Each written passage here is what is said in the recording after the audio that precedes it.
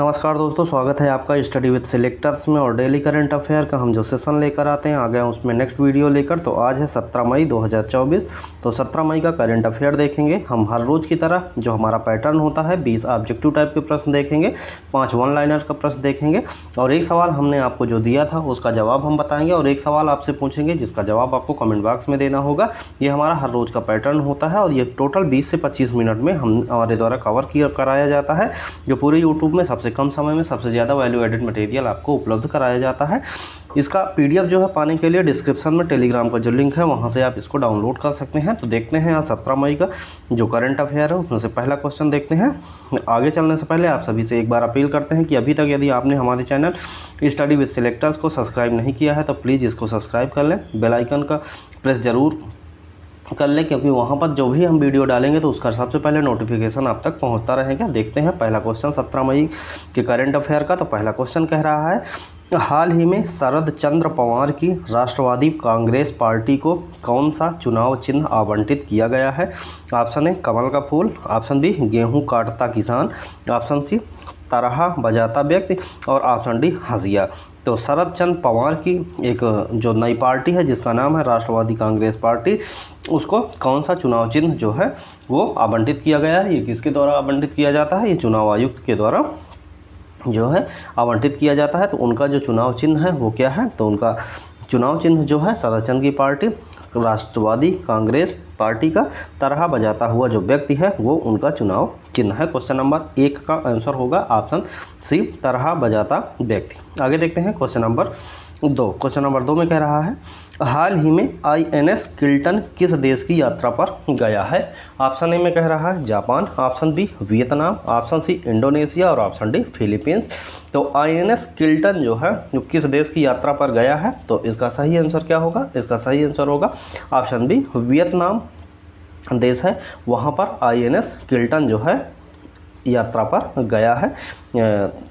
Question number 2 का answer option B Vietnam होगा। आगे देखते हैं क्वेश्चन नंबर 3। क्वेश्चन नंबर 3 में कह रहा है, हाल ही में 77वें कांस फिल्म फेस्टिवल का आयोजन किस देश में किया जा रहा है? Option A America, option B Britain, option C France और ऑप्शन डी इटली। तो 77वें कांस फिल्म फेस्टिवल का आयोजन किस देश में किया जा रहा है? तो इसका सही आंसर क्या होगा? इसका सही आंसर होगा ऑप्शन सी फ्रांस। फ्रांस जो देश है वहाँ पर 77वें कांस फिल्म फेस्टिवल का आयोजन किया जा रहा है। मोस्ट इंपॉर्टेंट क्वेश्चन है, आपको जरूर याद रखना चाहिए। क्वेश्चन नंबर 3 का आंसर ऑप्शन सी होगा फ्रांस। आगे देखते हैं क्वेश्चन नंबर 4। क्वेश्चन नंबर 4 में कह रहा है, हाल ही में United Nations forum on forest का 19वां सत्र कहाँ आयोजित किया गया है? Option A New York, option B Mumbai, option C Ottawa और ऑप्शन डी जकार्ता। तो United Nations forum on forest का जो 19वां सत्र है वो कहाँ पर आयोजित किया गया है? किस जगह पर किया गया है, किस शहर में? तो ये बताना है। तो United nation forum on forest का 19वां जो सत्र है वो हमारा न्यूयॉर्क जो शहर है वहाँ पर आयोजित किया गया है। क्वेश्चन नंबर 4 का आंसर होगा ऑप्शन ए न्यूयॉर्क शहर। आगे देखते हैं क्वेश्चन नंबर 5। क्वेश्चन नंबर 5 में कह रहा है, हाल ही में किस भारतीय कंपनी ने सेंटर ऑफ एक्सेलेंस में ह्यूमन सेंट्रिक एआई सेंटर स्थापित किया है? Option A HCL technologies, option B Infosys, option C Wipro और ऑप्शन डी टाटा कंसल्टेंसी। तो किस भारतीय कंपनी ने सेंटर ऑफ एक्सेलेंस में ह्यूमन सेंट्रिक एआई सेंटर स्थापित किया है? इसका सही आंसर क्या होगा? इसका सही आंसर HCL टेक्नोलॉजी होगा कि इन्फोसिस होगा कि विप्रो होगा कि टाटा कंसल्टेंसीज होगा? तो इसका सही आंसर होगा ऑप्शन डी टाटा कंसल्टेंस ने टाटा कंसल्टेंट जो कंपनी है इसने सेंटर ऑफ एक्सेलेंस में ह्यूमन सेंट्रिक एआई सेंटर स्थापित किया गया है। क्वेश्चन नंबर 5 का आंसर ऑप्शन डी होगा। आगे देखते हैं क्वेश्चन नंबर 6। क्वेश्चन नंबर 6 देखने से पहले आप सभी से अपील करते हैं कि यदि आपने अभी तक हमारे चैनल स्टडी विद सिलेक्टर्स को सब्सक्राइब नहीं किया है तो प्लीज़ सब्सक्राइब कर लें। हम आपसे रिक्वेस्ट करते हैं आप अपने दोस्तों तक शेयर करें और इस वीडियो का जो PDF है उसको पाने के लिए डिस्क्रिप्शन में हमने जो टेलीग्राम का लिंक दिया है वहाँ से टेलीग्राम आप ज़रूर ज्वाइन कर लें विगत 1 साल का जो PDF है वो आपको वहाँ पर मिल जाएगा। और बेहद ही महत्वपूर्ण सेशन होते हैं हमारा ये, 20 से 25 मिनट का होता है। आपको 1 घंटे 1.5 घंटे में आपको 10 से 12 क्वेश्चन दिए जाते हैं, तो कृपया उस चीज़ों से बचें। और 20 से 25 मिनट में हमारे द्वारा जो सबसे ज़्यादा वैल्यू एडेड मटेरियल दिया जाता है उस पर फोकस करें। और हम गारंटी देते हैं कि हर एग्ज़ाम में आने वाले जो प्रश्न हैं वो यहीं से होते हैं। तो कृपया कम समय में आप ज़्यादा से ज़्यादा मटेरियल पाने के लिए हमारे चैनल को विजिट जरूर करें। आगे देखते हैं क्वेश्चन नंबर 6। क्वेश्चन नंबर 6 में कह रहा है, हाल ही में विश्व प्रवासी पक्षी दिवस कब मनाया गया है? ऑप्शन ए 7 मई, ऑप्शन बी 6 मई, ऑप्शन सी 11 मई और ऑप्शन डी 5 मई। तो विश्व प्रवासी पक्षी दिवस जो है वो हाल ही में कब मनाया गया है? तो इसका सही आंसर क्या होगा? तो इस प्रश्न का क्वेश्चन नंबर 6 का जो आंसर होगा वो होगा ऑप्शन सी 11 मई।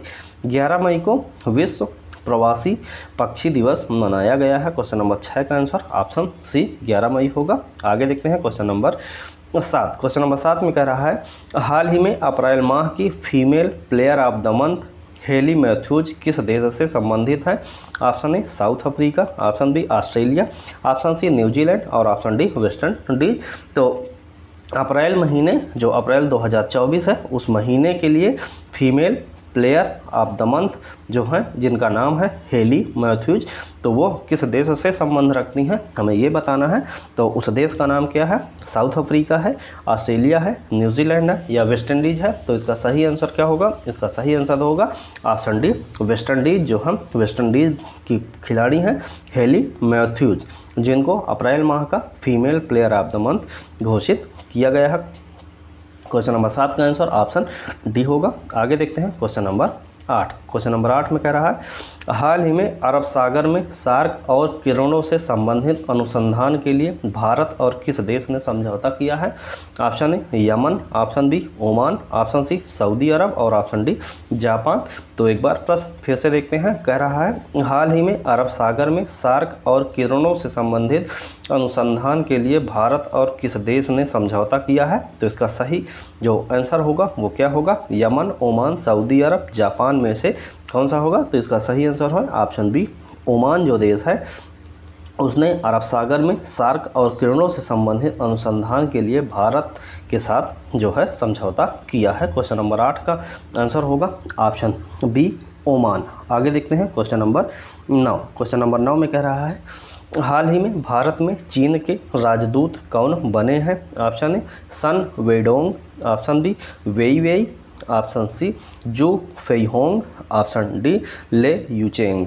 तो ऑप्शन जो हैं उनको देखने से पहले एक बार प्रश्न फिर से देखते हैं। कह रहा है, हाल ही में भारत में चीन के राजदूत कौन बने हैं? ऑप्शन सन Weidong, option B Wei Wei, option सी में कह रहा है जू फेईहोंग और ऑप्शन डी में ले यूचेंग।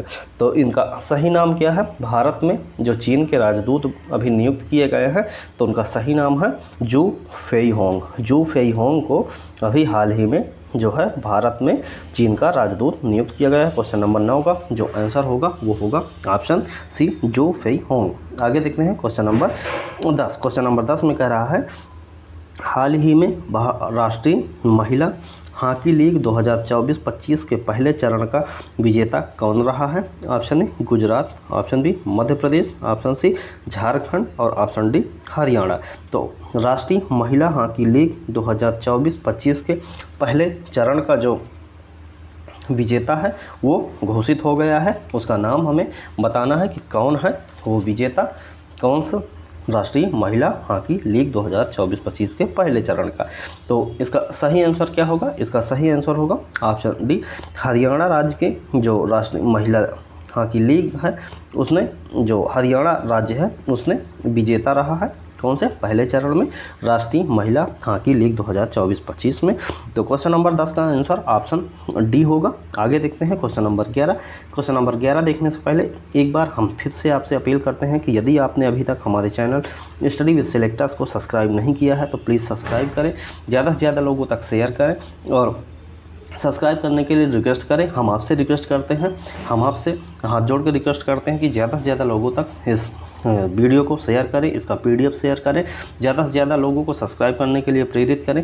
हमारे द्वारा ये जो 20 क्वेश्चन तैयार किए जाते हैं ऑब्जेक्टिव टाइप के और 5 वन लाइनर के, बेहद ही महत्वपूर्ण क्वेश्चन होते हैं और बहुत ही मेहनत के साथ तैयार किए जाते हैं।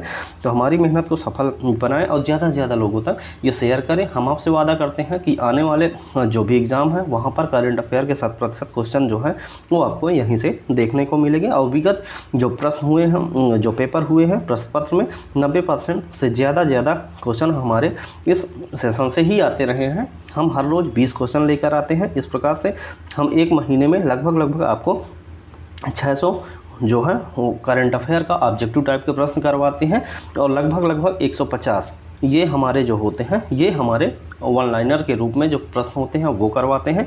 तो इस प्रकार से, और जो स्टैटिक जीके का पार्ट हम बीच पढ़ाते रहते हैं, तो हम आपको 20 से 25 मिनट लेने पर हम आपको लगभग हर मंथ 1000 क्वेश्चन तैयार करवाते हैं। तो इसलिए हमारी मेहनत को सफल बनाएं, ज़्यादा से ज़्यादा लोगों तक शेयर करें और सब्सक्राइब करने के लिए हम आपसे रिक्वेस्ट करते हैं आप अपने दोस्तों तक शेयर करें और रिक्वेस्ट करें सब्सक्राइब करने के लिए। आगे देखते हैं क्वेश्चन नंबर 11। क्वेश्चन नंबर 11 में क्या कह रहा है, हाल ही में किसके द्वारा लेजर वेपन दुर्गा 2 का परीक्षण किया जाएगा? Option A DRDO, option B ISRO, option C NASA या ऑप्शन डी नन, इनमें से कोई नहीं। तो इसका प्रश्न को एक बार फिर से देखते हैं। हाल ही में किस अंतरिक्ष जो एजेंसी है उसके द्वारा लेजर वेपन दुर्गा 2, जो नाम है वो क्या है, दुर्गा 2 है। तो इससे समझ में ये आता है कि नासा जो है वो अमेरिका की एजेंसी है और वो भारतीय नाम पर ऐसा नहीं करेगी। तो ये दुर्गा 2 ये श्योर है कि ऑप्शन सी नहीं होगा और ऑप्शन डी नहीं होगा, DRDO और इसरो से ही ये आंसर होगा। तो इसका जो सही आंसर है, लेजर वेपन दुर्गा 2 का जो परीक्षण किया जाएगा वो DRDO के द्वारा किया जाएगा। क्वेश्चन नंबर 11 का आंसर ऑप्शन ए DRDO होगा। आगे देखते हैं क्वेश्चन नंबर 12। क्वेश्चन नंबर 12 में कह रहा है, हाल ही में शेंगेन जोन में वीज़ा मुक्त पहुंच सुनिश्चित करने वाला अंतिम गैर यूरोपीय यूनियन देश कौन सा है? Option A Japan, option B Kosovo, option C France और ऑप्शन डी आइसलैंड। प्रश्न एक बार फिर से देखते हैं। कह रहा है, हाल ही में शेंगेन जोन में वीज़ा मुक्त पहुंच सुनिश्चित करने वाला अंतिम गैर यूरोपीय यूनियन देश कौन सा है?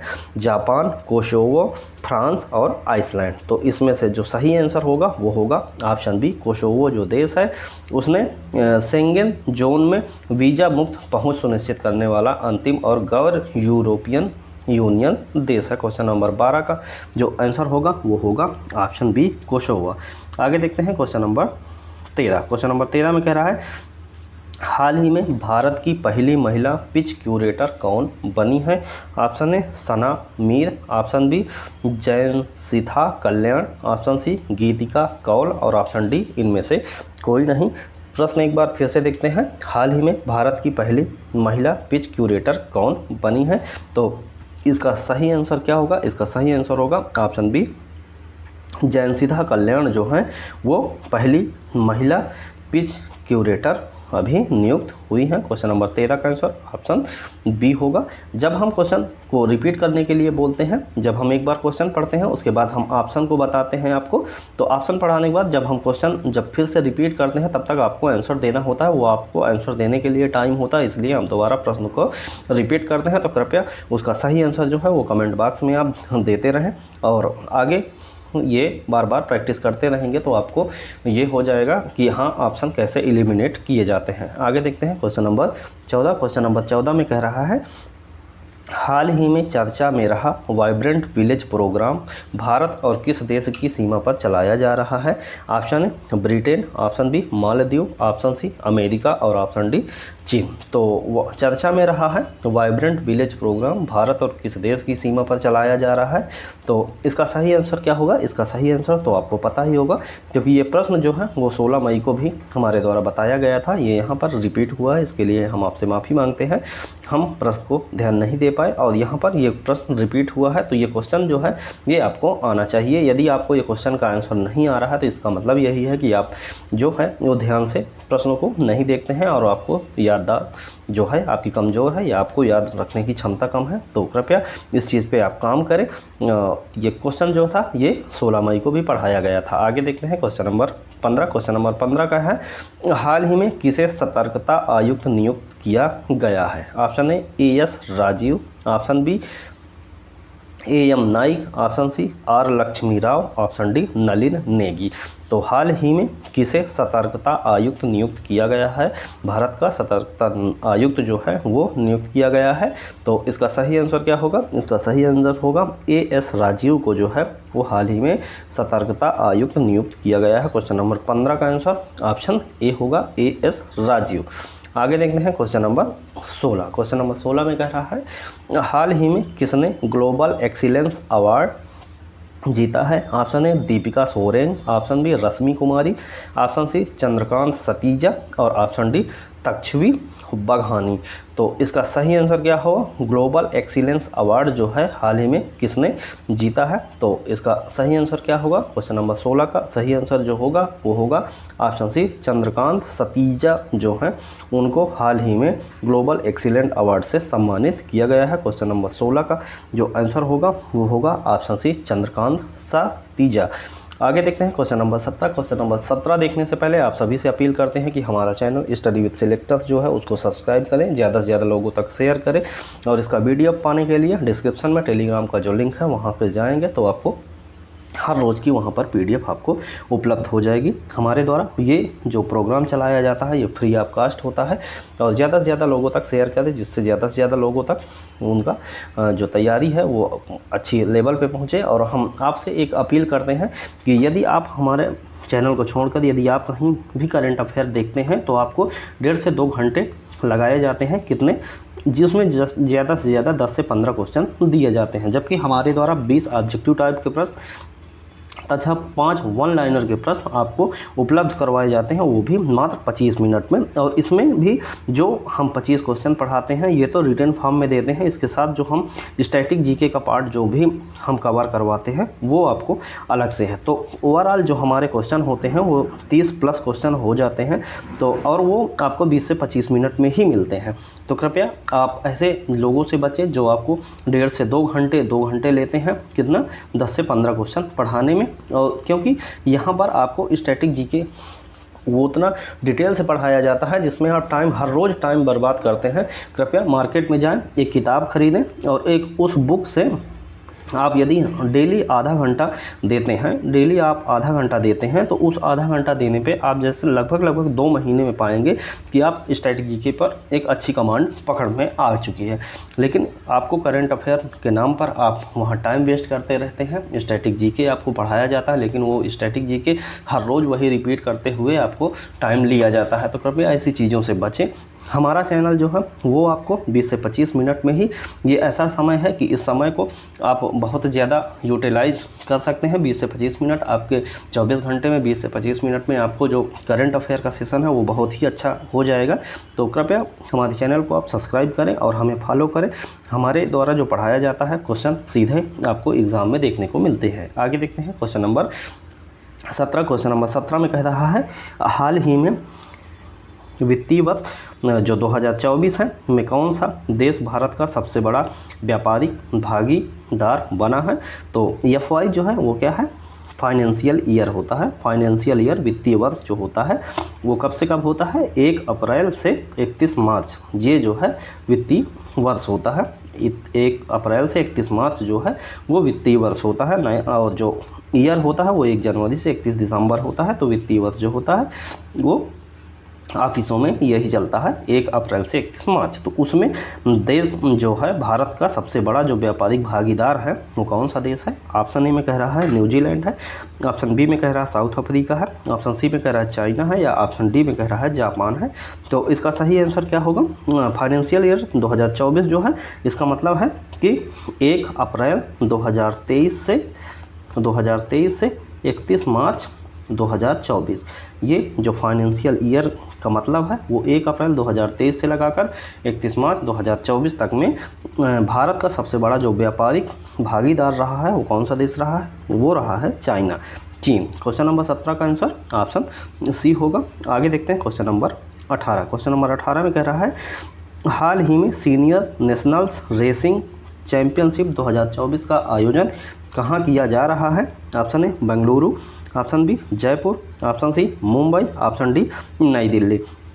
तो सीनियर नेशनल्स सेलिंग चैंपियनशिप 2024 का जो आयोजन है वो कहाँ किया जा रहा है? तो इसका सही आंसर होगा मुंबई। महाराष्ट्र की राजधानी जो मुंबई है वहाँ पर सीनियर नेशनल्स सेलिंग चैंपियनशिप 2024 का आयोजन किया जा रहा है। क्वेश्चन नंबर 18 का आंसर ऑप्शन सी होगा। आगे देखते हैं क्वेश्चन नंबर 19। क्वेश्चन नंबर 19 में कह रहा है हाल ही में छत्तीसगढ़ का पहला 15 मेगावाट का फ्लोटिंग सोलर प्लांट कहाँ स्थापित किया जाएगा? Option A Jashpur, option B Korea, option C Durg और ऑप्शन डी कोरबा। तो इस प्रकार आप देखेंगे कि 15 मेगावाट का जो फ्लोटिंग सोलर प्लांट है वो कहाँ पर स्थापित किया जाएगा? छत्तीसगढ़ का। तो इसका सही आंसर क्या होगा? इसका सही आंसर होगा ऑप्शन सी दुर्ग जो है वहाँ पर छत्तीसगढ़ का पहला 15 मेगावाट का फ्लोटिंग सोलर प्लांट जो है वो स्थापित किया जाएगा। क्वेश्चन नंबर 19 का आंसर ऑप्शन सी होगा। आगे देखते हैं क्वेश्चन नंबर 20 जो आज का हमारा ऑब्जेक्टिव टाइप का लास्ट प्रश्न है उसको देखते हैं। क्वेश्चन नंबर 20 कह रहा है हाल ही में किस देश में माउंट ईबू ज्वालामुखी में विस्फोट हुआ है? Option A South Africa, option B Germany, option C Thailand, option D Indonesia. तो माउंट ईबू ज्वालामुखी जो है जिसमें विस्फोट हुआ है वो कहाँ पर स्थित है? तो इसका सही आंसर क्या होगा? इसका सही आंसर होगा ऑप्शन डी इंडोनेशिया जो देश है वहाँ पर स्थित है माउंट ईबू ज्वालामुखी जिसमें विस्फोट हुआ है। क्वेश्चन नंबर 20 का आंसर ऑप्शन डी होगा। आगे देखते हैं परीक्षा की दृष्टि से महत्वपूर्ण करंट अफेयर के जो हम वन लाइनर के 5 प्रश्न लेकर आते हैं तो देखते हैं। पहला वन लाइनर कह रहा है दुनिया की पहली परमाणु बैटरी बनाने वाला स्टार्टअप बीटा वोल्ट का संबंध जो है वो चाइना से है। कहाँ से है? चीन देश से संबंध रखता है बीटा वोल्ट। और ये स्टार्टअप है, ये परमाणु बैटरी बनाने वाला पहला स्टार्टअप है जिसका नाम है बीटा वोल्ट और इसका संबंध चीन से है। अगला पॉइंट कह रहा है मवेशियों का त्यौहार कनुमा तेलंगाना राज्य में मनाया जाता है। मवेशियों का त्यौहार है, नाम है कनुमा और ये कहाँ? तेलंगाना राज्य में मनाया जाता है। अगला पॉइंट कह रहा है दोहरी श्रृंखला में आईसीसी द्वारा नियुक्त पहली महिला तटस्थ एम्पायर सू रेडफर्न बनी है। कौन? दोहरी श्रृंखला में आईसीसी द्वारा नियुक्त पहली महिला तटस्थ एम्पायर सू रेडफर्न बनी है। मोस्ट इंपॉर्टेंट क्वेश्चन है। अगला पॉइंट देखते हैं पॉइंट नंबर 4। पॉइंट नंबर 4 में कह रहा है भारत की पहली सौर ऊर्जा संचालित नाव सरयू नदी पर चलाई जाएगी। कहाँ पर? सरयू नदी पर चलाई जाएगी। ये भारत की पहली सौर ऊर्जा से संचालित नाव है। आगे देखते हैं पॉइंट नंबर 5 जो आज का हमारा लास्ट पॉइंट है। असम सरकार ने मुख्यमंत्री उद्यमिता अभियान प्रारंभ किया है। किसने? असम की सरकार ने मुख्यमंत्री उद्यमिता अभियान प्रारंभ किया है। अब पिछले सवाल का जवाब जो है वो बताने की बारी है। कह रहा है प्रश्न देखते हैं पहले। कह रहा है हाल ही में किसने 30वीं सुल्तान अजलान शाह ट्रॉफी जीती है? तो उस देश का नाम क्या है? जापान देश जो है वो 30वीं सुल्तान अजलान शाह ट्रॉफी जो है वो अपने नाम कर ली है। तो ये है हमारे पिछले सवाल का जवाब। अब आपके लिए एक पिछले दिन का सवाल जो है जिसका जवाब आपको कमेंट बॉक्स में देना है। इसका प्रश्न जानने के लिए आप पिछले वीडियो में विजिट कर सकते हैं और नेक्स्ट वीडियो में हम इसका जवाब बताएंगे। तो देखते हैं प्रश्न क्या है। प्रश्न कह रहा है हाल ही में किसने चंद्रमा पर पहला रेलवे सिस्टम फ्लोएट बनाए जाने की घोषणा की है? Option A JAXA, option B NASA, option C ISRO और ऑप्शन डी CNSA। तो ये हमें जो है सवाल है ये इसका जवाब आपको कमेंट बॉक्स में देना है। और अभी तक यदि आपने हमारे चैनल स्टडी विद सिलेक्टर्स को सब्सक्राइब नहीं किया है तो प्लीज़ सब्सक्राइब कर लें और बेल आइकन दबा लें जिससे नोटिफिकेशन सबसे पहले आप तक पहुंचता रहे। हाँ, इसी PDF में हम जो ये ऑब्जेक्टिव टाइप के 20 प्रश्न पढ़ाते हैं उसका यहाँ पर जवाब दे दिए हैं जो आपको रिवीजन के लिए बेहद ही महत्वपूर्ण साबित होंगे। और आपसे एक हम अपील करते हैं कि हमारे द्वारा जो ये नोट्स उपलब्ध करवाए जाते हैं, जो PDF उपलब्ध करवाई जाती है, ज़्यादा से ज़्यादा लोगों तक शेयर करें, चैनल को सब्सक्राइब करें और हमारा डेली का जो करंट अफेयर का सेशन है उसको देखना आप बिल्कुल ना भूलें। एक बार आपसे फिर अपील है, आपसे हाथ जोड़कर रिक्वेस्ट है कि हमारे चैनल स्टडी विद सिलेक्टर्स को लाइक शेयर सब्सक्राइब करें। इस वीडियो को देखने के लिए आप सभी का बहुत बहुत धन्यवाद। नेक्स्ट वीडियो में मिलने तक आप सभी स्वस्थ रहें, खुश रहें, मस्त रहें।